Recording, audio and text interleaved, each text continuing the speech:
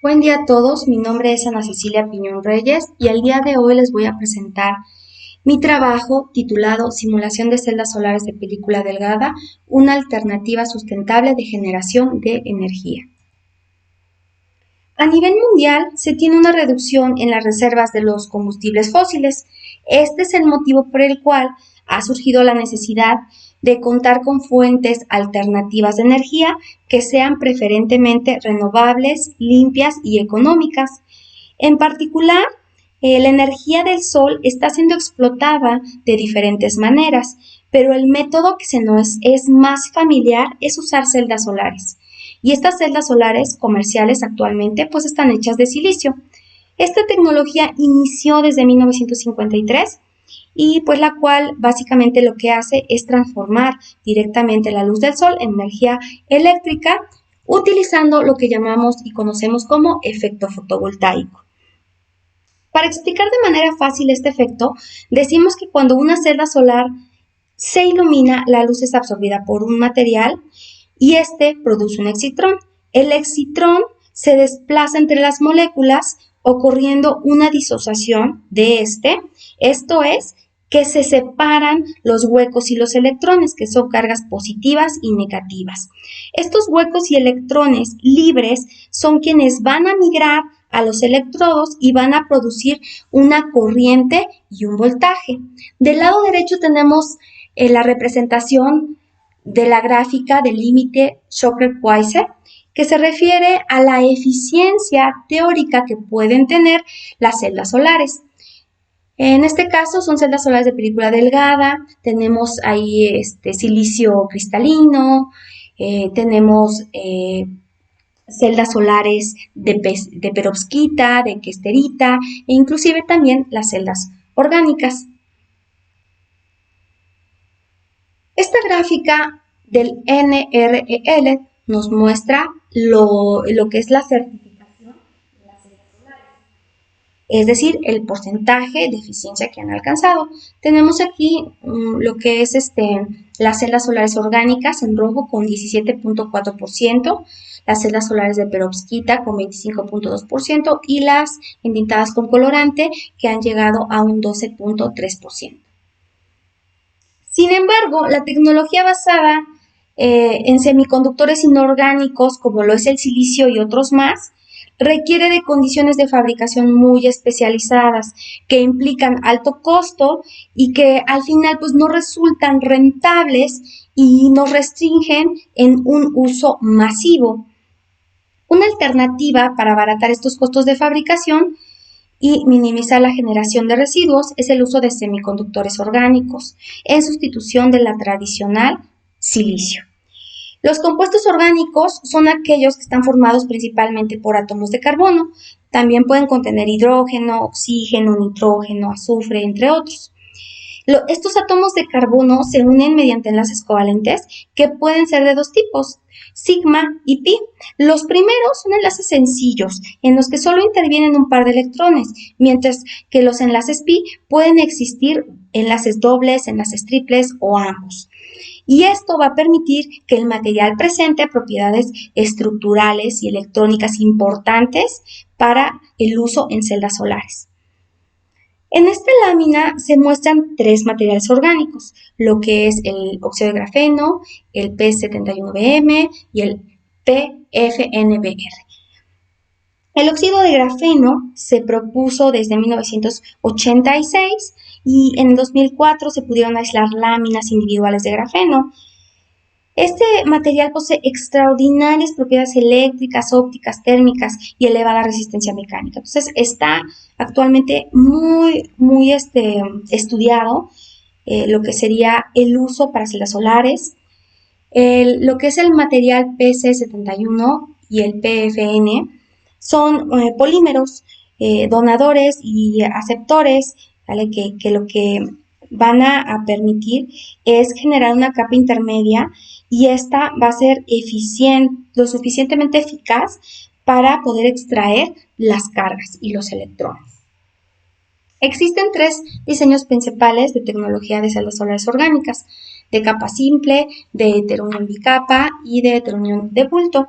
La primera pues fue la más sencilla en ser desarrollada y consta de lo que es un material orgánico que se encuentra entre dos electrodos metálicos de diferente función de trabajo.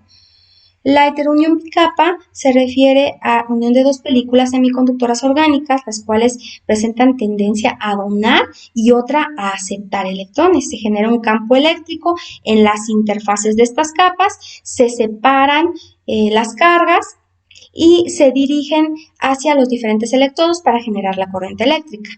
Y por último tenemos la heteronión de bulto, donde el donador y el aceptor de electrones se encuentran mezclados y forman una única capa de película orgánica. Esto va a crear una superficie de interfaz mucho mayor a la que se obtiene cuando las capas están separadas. Los parámetros más importantes de una celda solar es la relación corriente-voltaje, que se refiere a la calidad de la celda, el voltaje en circuito abierto, que es la tensión máxima de la celda solar, el diagrama de bandas de energía, la densidad de corriente y el factor de llenado, que determinan la potencia de la celda solar. El factor de llenado es una medida de la cuadratura de lo que es la celda solar. Y la eficiencia, que es el rendimiento, la relación, es decir, entre lo que son la producción de energía y la energía que entra por parte del Sol. En esta tabla se muestran lo que son celdas solares orgánicas, poliméricas. Tenemos eficiencias que van del 2% hasta el 6%. Cabe mencionar que todas estas celdas se han efectuado y se han realizado y depositado en laboratorios. Y estos son los valores reportados. Existen programas para el análisis de celdas solares. Tenemos SCAPS, Silvaco, ASA, AMS, AFORS.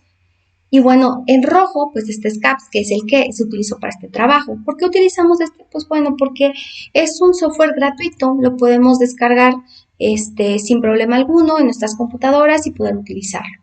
Además, SCAPS resuelve las ecuaciones fundamentales de los semiconductores, como es la ecuación de Poisson y la ecuación de continuidad. La ecuación de Poisson lo que describe es básicamente qué tan fácil es formar un campo eléctrico en la unión de los materiales. Y esto se debe a que tiene un elemento como lo es la permitividad estática. La ecuación de continuidad, por otro lado, lo que nos describe son pequeños cambios de densidad de corriente, además de lo que es la generación y la recombinación de los portadores. En la gráfica podemos observar que el uso de SCAPS ha ido en incremento, desde 2018 con solamente 400 artículos publicados hasta 2022 con más de 1000 artículos publicados.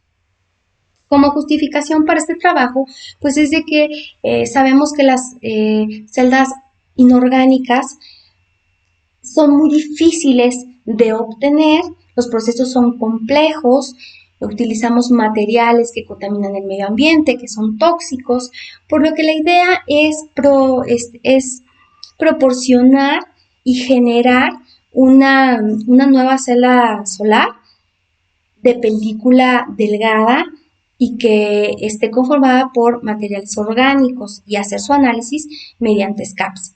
Ahí tenemos lo que son las dos celdas que se proponen. La única diferencia es lo que son los sustratos. Los parámetros de entrada que tenemos que colocar en nuestro software son los siguientes. Estos se obtuvieron de artículos publicados y estos parámetros también se han obtenido en laboratorios. Entonces, es como la manera más real que tenemos para formar nuestras películas. Tenemos lo que es desde el espesor de las películas, el band gap, la densidad de huecos, de electrones. Inclusive también se pueden incluir lo que son los defectos en las diferentes capas. Como resultados, pues tenemos aquí nuestro diagrama de bandas de energía. En el primer diagrama, donde la estructura se refiere a la utilización del hito, podemos observar que tenemos doblamientos en las bandas bastante pronunciadas. Estos doblamientos nos indican de que van a existir pérdidas por recombinación de los portadores y esto se va a ver reflejado en una disminución en la eficiencia de la celda solar. También en esta sección podemos observar que tenemos un desacople de bandas y esto puede ser debido a los defectos del material. De este lado tenemos lo que es una estructura con FTO. Aquí podemos observar que el comportamiento en las bandas no es tan pronunciado y por lo tanto no va a existir tanta pérdida por recombinación. Y tampoco se presenta en esta sección lo que es los defectos que vimos en la gráfica anterior. Se muestran las curvas JBD bajo iluminación con estructura de hito y con FTO. Podemos observar que la estructura con hito tenemos una eficiencia mucho menor de 9.82 y para FTO incrementamos hasta 23.35. También con FTO aumentamos el fill factor, aumentamos el VOC y el JSC, la densidad de corriente de cortocircuito, se mantiene básicamente casi igual. Por último, tenemos lo que son las curvas de eficiencia cuántica externa. La eficiencia cuántica es la relación que va a existir entre el número de portadores recogidos por la celda solar y el número de fotones de una energía incidente sobre la celda. Podemos ver que para hito nuestra capa absorbedora va a estar funcionando entre lo que sería los 350 nanómetros hasta los 500, es decir, estaría básicamente pegado del lado del visible al UV. Y por el otro lado tenemos lo que sería el FTO, la estructura con FTO. En esta podemos observar que la absorción se lleva más o menos de los 500 a los 650 nanómetros, que es un corrimiento con respecto al anterior. Aquí vamos a estar recibiendo longitudes de onda o absorbiendo longitudes de onda que van del visible al infrarrojo, un poco más cercano al infrarrojo. Como conclusión tenemos que SCAPS es un software que tiene como principales ventajas: es rápido, interactivo, flexible, intuitivo, nos permite obtener las curvas de la práctica fotovoltaica diaria, se simularon 2 celdas solares con diferente sustrato, con hito y con FTO, se obtuvieron los espesores óptimos del óxido de grafeno, del PC71BM y del PFNBR, que fueron de 100, 200 y 5 nanómetros respectivamente. Finalmente, se muestran los parámetros obtenidos en las celdas solares con hito y con FTO. Podemos observar que el FTO al final es el que muestra un mejor rendimiento. Cabe señalar que estos sustratos de FTO casi siempre resultan ser mucho más costosos, por lo que muchas veces se requiere de valorar la posibilidad de evaluar otras opciones un poco más económicas. Y es por eso que al hacer este tipo de evaluaciones, SCAPS se vuelve fundamental. Lo podemos hacer de manera gratuita, lo podemos descargar en nuestra computadora y va a ser mucho más fácil que nosotros podamos tener de manera preliminar cuál sería el comportamiento de las estructuras de celdas solares que podamos proponer. Y bueno, también podemos decir que para lograr incrementos en las eficiencias es necesario tener en cuenta lo que son o enfocarnos en 3 esfuerzos globales. Uno, que es la síntesis de nuevos materiales orgánicos que sean capaces de absorber mayor cantidad de luz solar, principalmente la región del visible. Y también necesitamos el aumento en la eficiencia combinando diferentes materiales, diferentes arquitecturas e ingeniería de celdas solares. Y por último, necesitamos comprender fundamentalmente los fenómenos físico-químicos involucrados en el funcionamiento global de las celdas. Bueno, eso sería todo. Muchísimas gracias por su atención.